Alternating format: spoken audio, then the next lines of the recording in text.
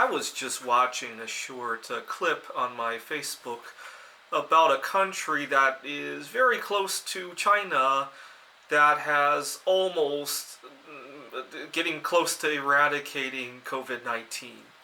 And they were praising about what they did. The best part was that they did not lock down their schools, they did not lock down their public venues, and they were praising that everybody wears a mask when they go out, which is true even during the normal times, just because of how much particulate matter there is in Taiwan coming from China.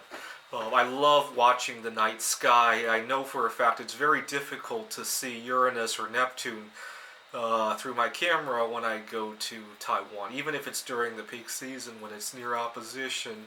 I have a pretty good immune system. I've never really been affected by particulate matter when I'm there for 2 weeks. If I've lived there permanently, that might be another situation. But they were praising, part of the things that they were praising was social distancing. I mean, give me a break.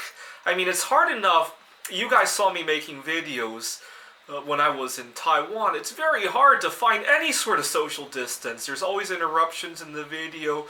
I tried to shoot in the elevators, in the restrooms, on the street. There's a lot of noise. Some of the videos you couldn't hear me. Give me a break. But there is one thing I know about Taiwan that is not so true of the biggest countries that have been affected by this problem, right? So COVID-19, what countries is it affecting the most? Right now, the United States, right? And also earlier in the year, Italy and France, Japan, and Canada, obviously. What do they have in common? Well, they're constantly poisoning their bodies, right? When I was in Taiwan, you had to go out of your way to eat anything unhealthy, right? I often like to, when I travel around the world, one of my favorite things to do is to go to, just walk to a fast food restaurant and just walk inside there and take a look at the prices and the menus and try to compare, right? Especially compare it, well, two comparisons, right? First, I compare it as if I were exchanging US dollars for the currency in order to buy the fast food, right? And then compare it relative to the healthy food in the area, right? And Taiwan, eating fast food is very expensive on both fronts, right?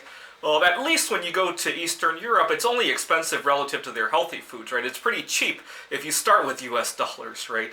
So the other thing I want to comment about Taiwan is that they have very good boundaries between their work life and their home life, right?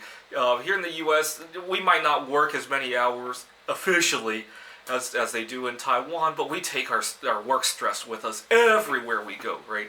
You know, my uncle who was still working a few years ago when I visited him, I've never hear him just talk about his work when we go back to his apartment, right? My dad, that's another story, right?